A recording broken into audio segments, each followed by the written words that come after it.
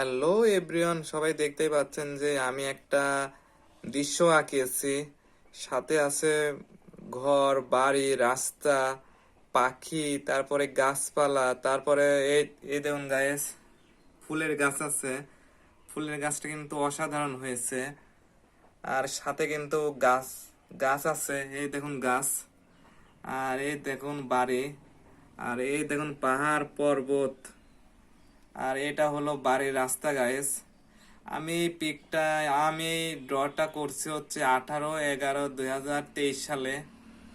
তো সবাই দেখতেই পাচ্ছেন যে পাখি উড়ে যাচ্ছে, পাখি উড়ে যাচ্ছে, আকাশ দিয়ে কিন্তু পাখি উড়ে যাচ্ছে গাইস।